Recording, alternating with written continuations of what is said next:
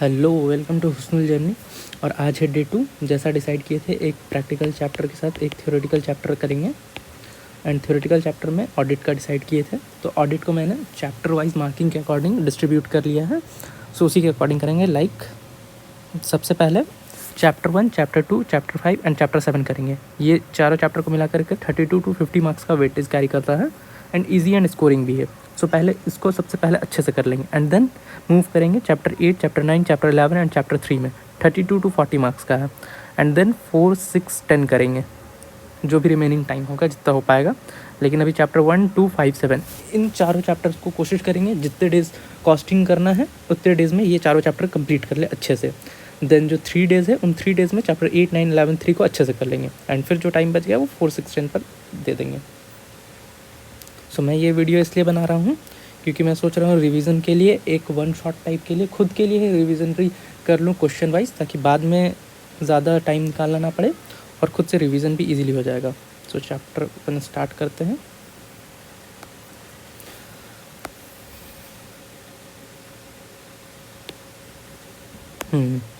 सबसे पहला क्वेश्चन इस तरह से होता है,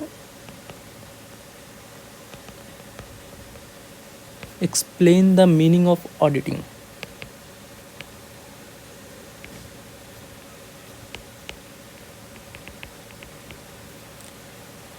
And how would you as an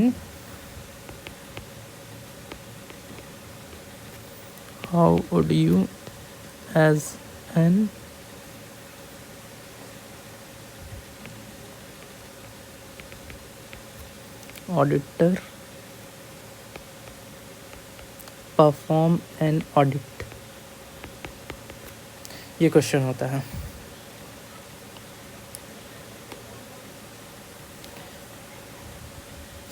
ये क्वेश्चंस को मैंने PYQ टाइप से निकाल करके रखा हुआ, उसी को अब मार्क करूँगा।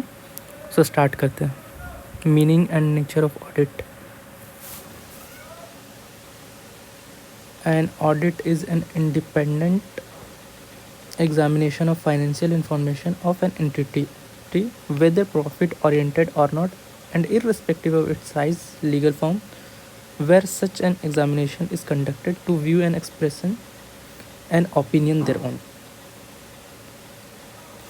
इस आंसर के लिए ये वाला पार्ट के साथ साथ उसको लिखना पड़ता है। We should ensure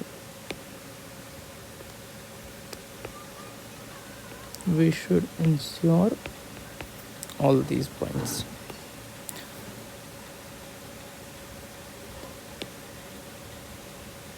Ensure.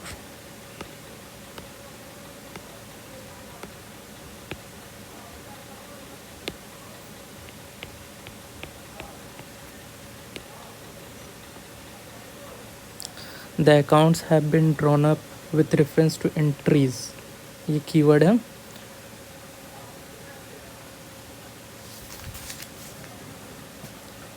The entries of the books of accounts is adequately supported, sufficient and appropriate audit evidence.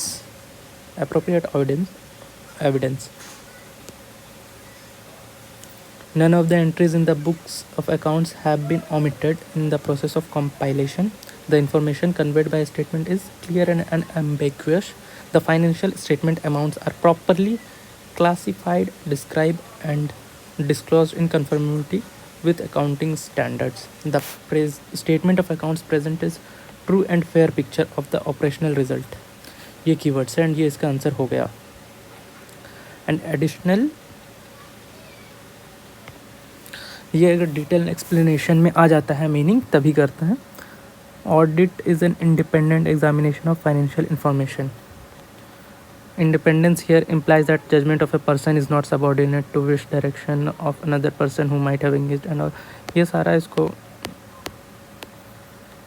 थोड़ा सा देख सकते हैं। The entity which financial information is examined need not necessarily profit oriented, like in case of business it can be non-profit organization like NGO, charitable trust. Audit can be undertaken in respect of any organization, small, medium or large. Further, it can be conducted for entity irrespective of its legal structure.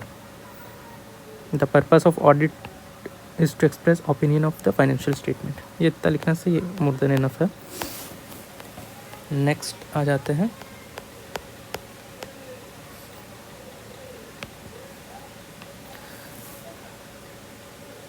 interdisciplinary nature of auditing and relationship with diverse subjects है, like auditing and accounting. Auditing reviews financial statement which are nothing but result of overall accounting process. दोनों meaning लगभग same है, बस उसको definition में बनाया गया है. Auditing and law. Auditor should have good knowledge of business law affecting the entity auditing and economics. Auditor is expected to be familiar with overall economic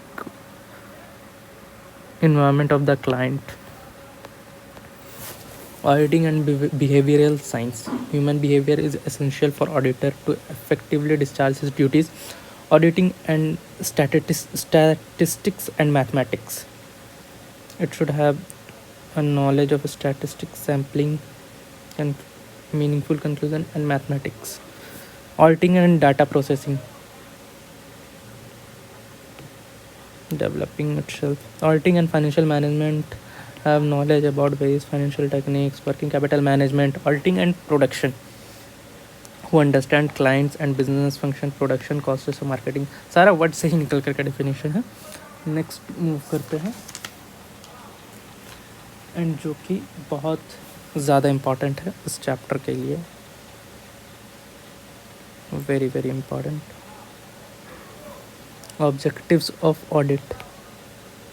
SA-200 I hope सब कोई जानते हैं. ऑडिटिंग सिर्फ ऐसे से भरा हुआ है. 2000 क्यों हो गया? चलो SA-200.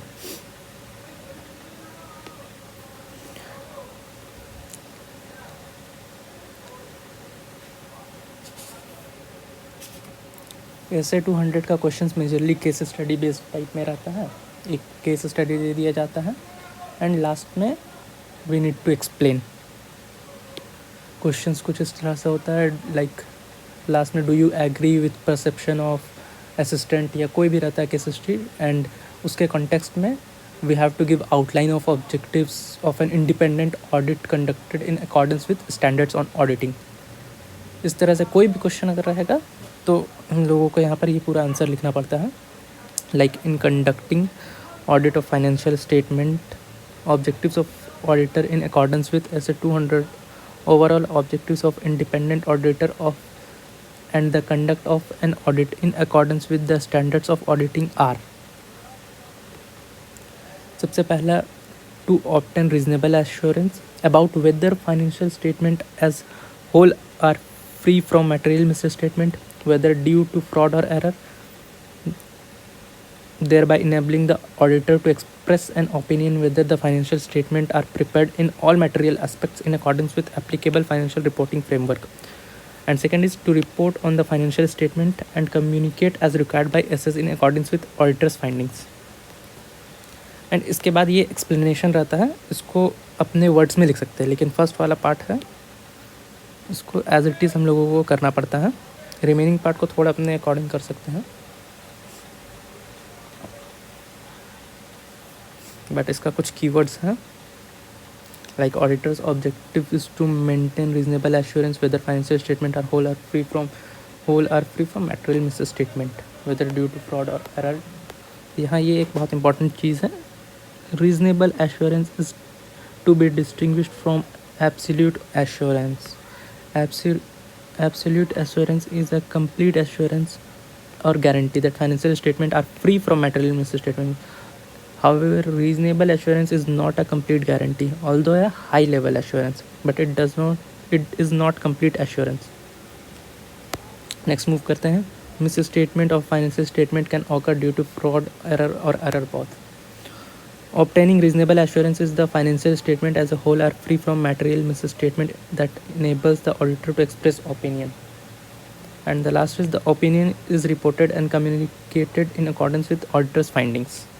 And ये इसका overview है SA-200 का.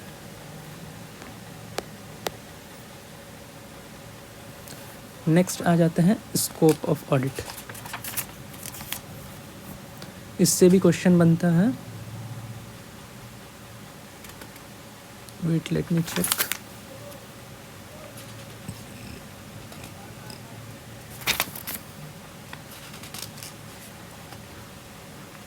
अगर मैं कहीं भी पॉज होता हूँ तो आप वहाँ पर थोड़ा स्किप कर सकते हैं, इसको बाद में मैं जब फ्री रहूँगा आफ्टर एग्ज़ाम्स तब एडिट करके रिमूव कर लूँगा।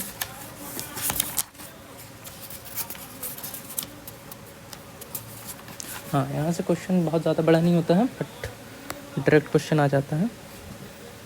यहाँ AFRF का डेफिनेशन है, applicable financial reporting framework. It means framework adopted in the preparation and presentation of financial statement that is acceptable in view of the nature of entity and the objective of the financial statement. And next question यहाँ पर से ही हो जाता है, that what are the points that included in scope of financial statement, scope of audit of financial statement.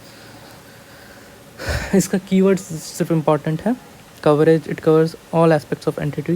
It is reliable, sufficiency of financial information. And इसी से अपना बना करके लिखने का होता है, proper disclosure of financial information,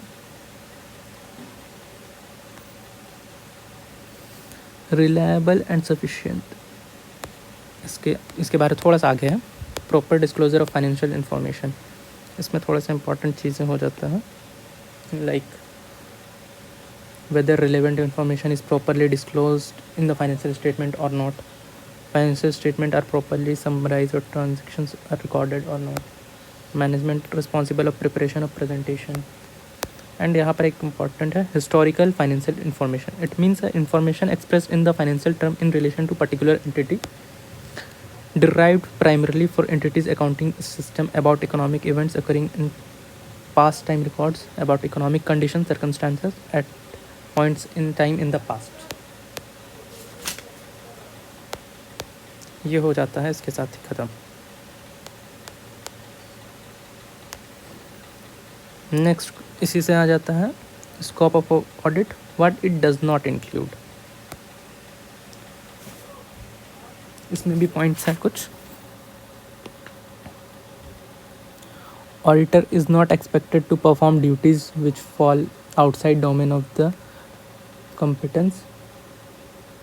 and the next point, an auditor is not an expert in authentication of documents। next point यहाँ से निकाल सकते हैं, an audit is not an official investigation। इसका individual question भी बन जाता है, he does not have any specific legal powers of search of or recording statements of witness on oath which may be necessary for carrying out an official investigation। Audit is distinct from investigation। Investigation is a critical examination of accounts with a special purpose। For example, if fraud is suspected and it is specially called upon to check the accounts whether fraud really exists, it takes character of investigation। and यहाँ पर checkbox हो गया, overview of scope of audit, what it includes, ये सारे points हैं, what it does not include।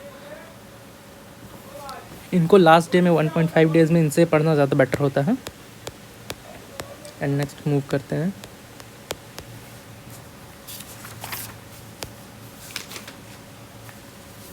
जो बहुत ज़्यादा इम्पॉर्टेंट है, इनहेरेंट लिमिटेशंस ऑफ ऑडिट।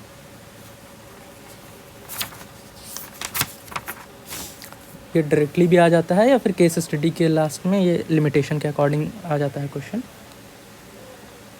सो सबसे पहले है nature of financial reporting.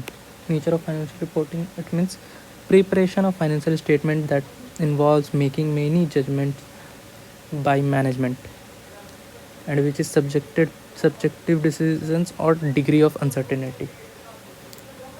Such controls may not have operated produce reliable financial information due to their own limitations। ये पॉइंट ख़त्म हो जाता है और यहाँ पर ये तो एग्जाम्पल दिया हुआ है। Next, nature of audit procedure. The audit carries out his work by obtaining audit evidence through performance of audit procedure। However, there are practical and legal limitations on ability of auditor to obtain audit evidence। फिर उसके बाद यहाँ पर उसका example है। Next है not in nature of investigation. Audit is not an official investigation, hence cannot obtain absolute assurance that financial statements. फिर है timelines of financial reporting and decrease in relevance of information over time. Relevance of information decrease over time and auditor cannot verify each and every matter. Very important. Balance has to be struck between reliability and information and cost of obtaining it. यहाँ example दिया हुआ है. Future events, last is future events और condition में affect an entire entity adversely. And ये वाला इसका ही short note type में है. इसको कर लिया जाएगा एग्ज़ाम के 1.5 डेज़ में, अगर ऊपर से नहीं पढ़ना हो. लेकिन ऊपर से भी मैं उतना ही बता रहा हूँ जितना डायरेक्टली ज़्यादा टाइम निकाले बिना हो जाएगा. Next, what is engagement? Engagement means an arrangement to do something in context of auditing. It means formal agreement between auditor and client under which auditor agrees to provide auditing service. It takes shape of engagement letter.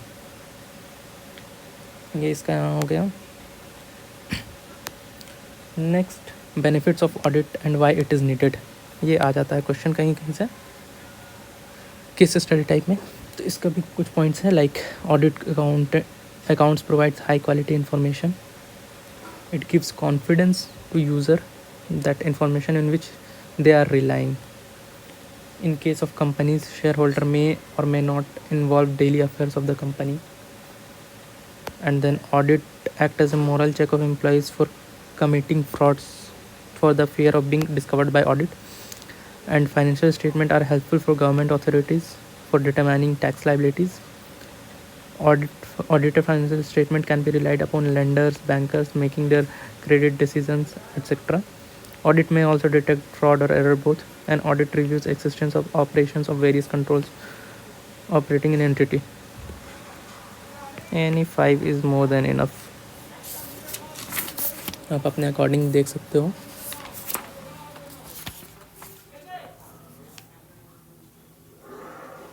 Next topic की ओर बढ़ते हैं.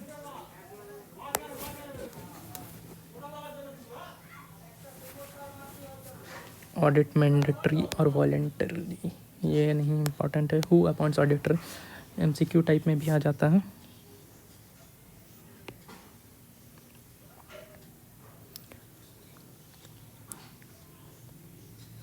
In case of companies, auditor is appointed by members in annual general meeting.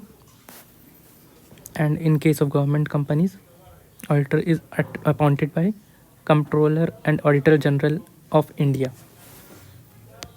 ये यहाँ छोटा सा एक और है. To whom report is submitted by an auditor. Report is submitted to person making the appointment. In case of companies, shareholders. In case of firms, to partners.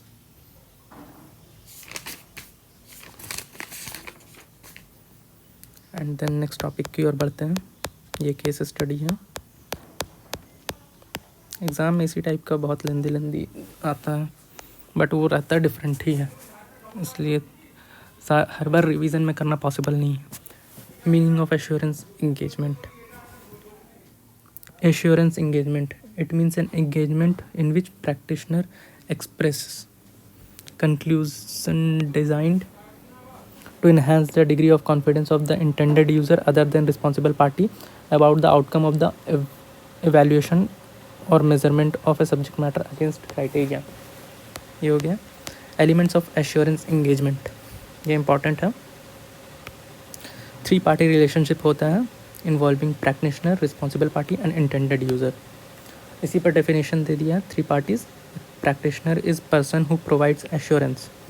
The term practitioner is broader than auditor. Auditor is related to historical information, whereas practitioner may provide assurance not necessarily related to historical financial information. ये आपका practitioner के बारे दे दिया है. Then responsible party is the party responsible for preparation of subject matter. And then intended user. Intended user are the person for whom an assurance report is prepared. These persons may use the report for making decision.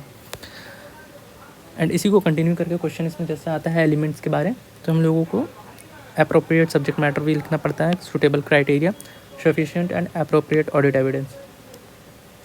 यहाँ पर आ गया जैसा मैं बोला था sufficient and appropriate. इसका sufficient refers to quantity of evidence obtained by auditor and appropriate relates to quality of audit evidence obtained by auditor. Next move करते हैं, 5th पॉइंट रह गया, and written assurance report in appropriate form. ये यहाँ इसका overview मिल रहा है।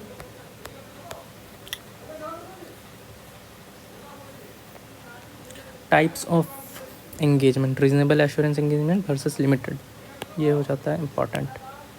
और यहाँ पर आ गया reasonable assurance engagement is high level of assurance and limited assurance level is lower level of assurance. It performs elaborate and extensive procedure. It performs fewer procedures. Keywords mainly important है. It draws reasonable conclusion. It involves opt-in and sufficient appropriate audit sufficient appropriate evidence. Example है audit engagement, review engagement. And इसी के अंदर एक important topic हो आ जाता है, prospective financial information and not to historical financial information. Prospective का मीनिंग होता है financial information based on assumption about events that may occur in future and possible action by entity. It is to be noted that such type of assurance engagement examination is not historical financial information. Here is the important note difference between historical financial information and prospective financial information. The former relates to information expressed in financial terms of an entity about economic events, condition or circumstances occurring in past periods. The latter relates to financial information based on assumption about the occurrence of future events and possible action entity. ये पहला वाला historical के बारे है, इधर prospective के बारे। Therefore, historical financial information is rooted past events which have already occurred, whereas prospective information is related to future events. ये हो गया 3rd point, 1st point, 2nd point, 3rd point, और ये तो आपका इम्पोर्टेंट हो गया। नेक्स्ट मूव करते हैं, एग्जाम्पल्स है यहाँ पर। Audit of financial statement, reasonable, इसका टाइप ऑफ एश्योरेंस एंगेजमेंट है। Examples of assurance engagement, review of financial statement, limited assurance engagement. Examples of prospective financial information: provides assurance regarding responsibility, projections and related matters.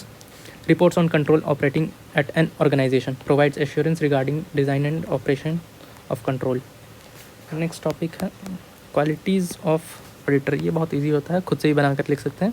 Auditor is concern with the reporting of financial matter, business institution, ये सब यहाँ से tact, caution, firmness, good tempered, integrity, discretion, industry judgment, patience, clear-headedness and reliability are some qualities which an auditor should have. In short, all those personal qualities that go to make good businessman contribute to making of good auditor. In addition, he must have shined culture of attaining a great height. He must have highest degree of integrity backed by adequate independence. The auditor who holds position of trust must have basic human qualities apart from technical requirement of professional training and education. He is called upon constantly to critically review financial statement and so obviously unless, ये फिर यहाँ तक अपना खुद से कर सकते हैं। आगे